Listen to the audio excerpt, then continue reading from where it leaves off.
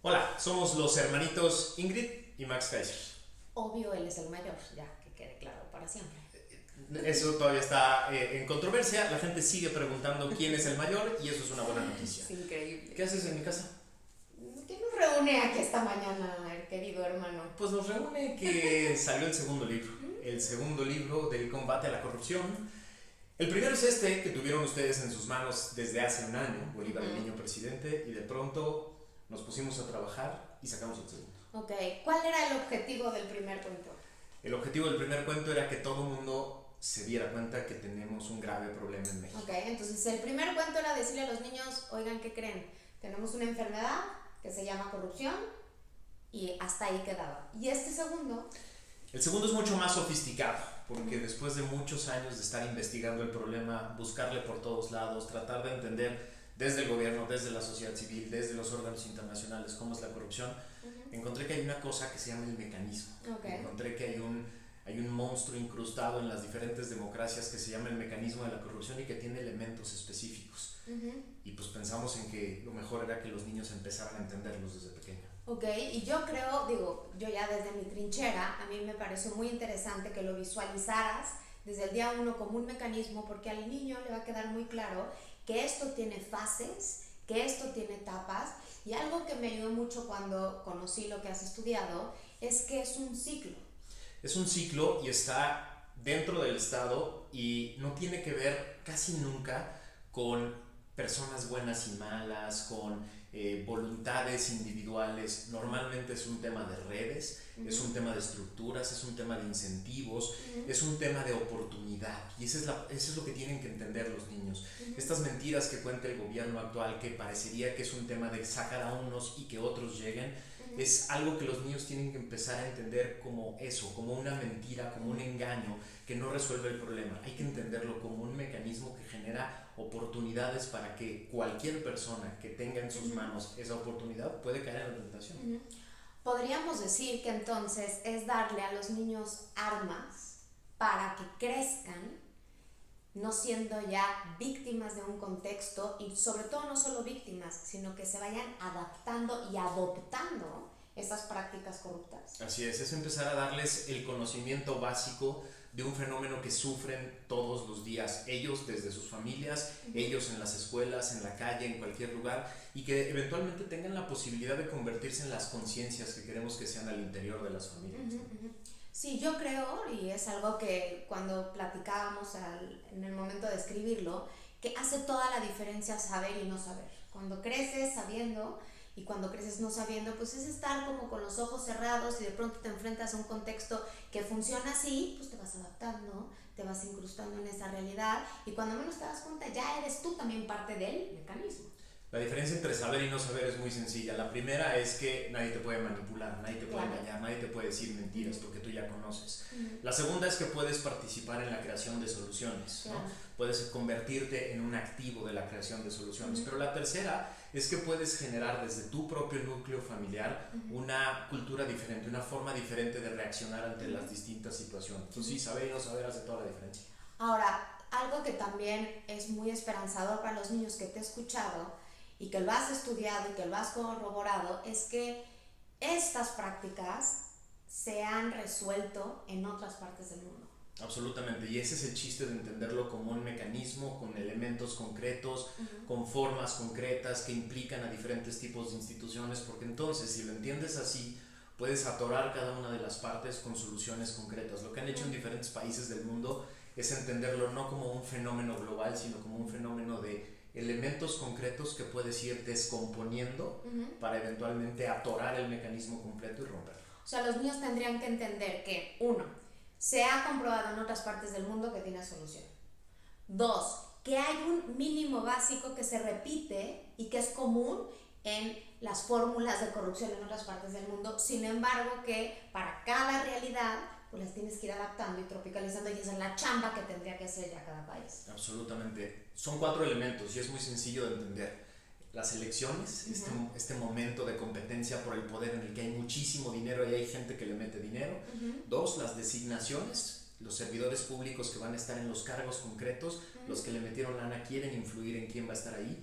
Tres, las contrataciones públicas. A través de las contrataciones públicas se dan los grandes escándalos de corrupción, no solo en México, en el continente y en todo el mundo. Y cuarto, la ejecución de los contratos, que ahí es donde se ponen a mano para después regresar al mecanismo. Y así es como funciona, y da vueltas y vueltas y vueltas.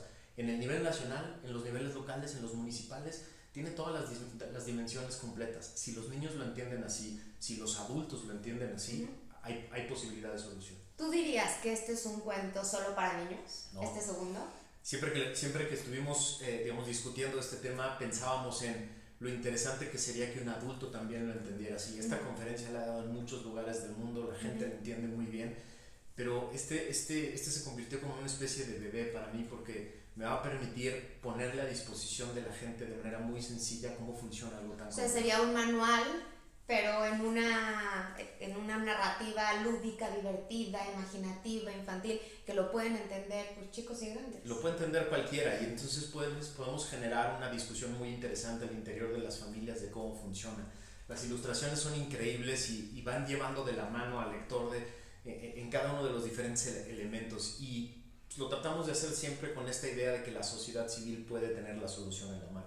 Claro. Es un equipo de sociedad civil el que descubre el mecanismo y lo trata de desarticular, ¿no? Sí, el equipo que conformamos como un escuadrón que se mete a investigar de qué va y cómo funciona el mecanismo, pues hace muy entretenida la lectura, aun cuando siendo un tema muy, muy complejo. Y por último, Max, yo te quería... Max, hermano mío. Como que dije Max y dije, ¿quién es este güey? Max, hermano mío. ¿Por qué crees tú que la corrupción es la enfermedad que más ataca y contamina las democracias? Por una razón muy sencilla. Las democracias están diseñadas para que todos tengamos los mismos derechos y todos tengamos las mismas obligaciones y colaboremos en la construcción del país. La corrupción, como se define a nivel internacional, es esta idea del beneficio privado a través del poder público. Es decir, el poder público está para beneficiarnos a todos y generar bienes públicos para todos. Cuando un grupo pequeño de personas tratan de beneficiarse del poder y no hay consecuencias, lo que sucede es que se rompe el valor básico de la democracia, que es todos iguales, todos los mismos derechos, todas las mismas obligaciones. En un país como el nuestro, cuando un grupo de personas pequeños tienen poder para utilizarlo de manera privada y no hay consecuencias, quiere decir que otras personas no tenemos ese poder y estamos perdiendo bienes, servicios y capacidad de tener una buena vida porque unas personas se acaparan el poder. Y además eso, algo que te he escuchado mucho, es que va construyendo la cultura de privilegios, y al tener una cultura de privilegios que es alimentada por el sistema de corrupción, pues crece la desigualdad. Hay una confusión siempre en la discusión pública, ¿no? Algún expresidente no muy inteligente dijo que la corrupción era cultural, y no hay ningún estudio en ningún lugar del mundo que demuestre que la corrupción es cultural. Lo que sí es cultural en México y en América Latina es el privilegio, ¿no? Que es esta idea de yo sin ley, a mí no me toca la ley, a mí no me corresponde la obligación. Eso sí es parte de nuestra cultura, y cuando la corrupción se convierte en sistema y la corrupción y la impunidad son la regla general, el privilegio es la regla general, y por eso se rompe el modelo democrático. Claro, y sobre todo Max y yo en que es un modelo que hemos armado para empezar a través de los cuentos, empezar a generar reflexión, conversación, que es lo que más nos interesa.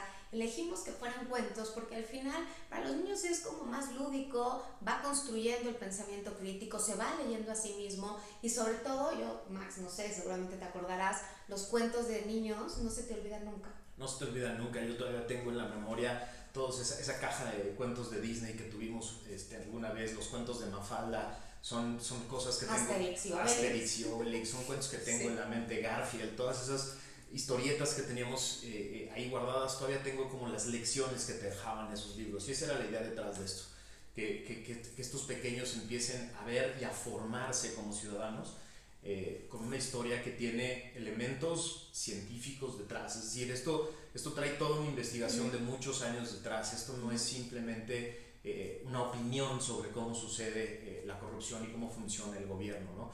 Está lo que yo he aprendido sobre corrupción y están todos los elementos que tú has incorporado pedagógicos para que sean fácilmente adaptables por los niños, ¿no? Y sobre todo porque dentro de este modelo que hemos armado y hemos estructurado, que es un modelo que busca transformar una generación completa, tiene que ir de la mano, que fue algo que también discutíamos tú y yo mucho. Cuando una sociedad se plantea cambiar solamente por la vía de forjar una serie de valores democráticos, pues lo hace un mecanismo romántico. Está increíble. Y de la mano, si solamente se hace un mecanismo por la vía de la legislación, pues lo puede llegar a ser un mecanismo tiránico, ¿no? Entonces aquí la idea es que tienen que caminar de manera conjunta, es decir, tiene que haber un Estado de Derecho, que es algo que tú has explicado muy bien, pero a la mano con la formación de principios y valores democráticos que tienen que ver con la responsabilidad, la integridad, la justicia. Las democracias funcionan, como dices, con esa combinación, ¿no? La superestructura que es el Estado, el gobierno, la democracia, las reglas del juego y los ciudadanos que le entran, que hacen, que utilizan los derechos, que utilizan esa estructura y saben cuáles son sus funciones dentro de esa estructura. Si no, no jala, ¿no? En México llevamos años haciendo reformas, cambiando leyes, generando instituciones que no utilizamos, que no sabemos utilizar. Parte del chiste de esto es que desde niños empiecen a saber cuáles son sus derechos y cómo se utilizan. Mira, perdón, voy a tomar porque quiero terminar. Esta fue una de las primeras ilustraciones que hicimos, se las voy a enseñar aquí. Porque hay una frase que tú dices que me encanta, es un niño abrazando el país, y que es con la que quiero terminar, que dices, yo soy México. Y yo creo que hoy la iniciativa que tenemos Max y yo, y los dos tenemos nuestra chamba paralela, esta es nuestra labor ciudadana con las nuevas generaciones, queremos que desde la infancia se apropien del país, lo sientan suyo, lo abracen y en esa medida pues lo quieran y lo trabajen. Yo soy México es muy diferente a nací en México, soy mexicano, pertenezco a un grupo, etc. Yo soy México. Es decir, este país es lo que es gracias a cada uno de nosotros. Y eso es lo que tenemos que entender. Queremos reconstruir este país, queremos que sea mejor, está en cada uno de nosotros y empieza en cada uno de nosotros. Así es. Pues nada, pues muchísimas gracias por invitarme a tu casa. No vi ni un cafecito, ni un vasito de agua, pero bueno, pues uno vine a chambear.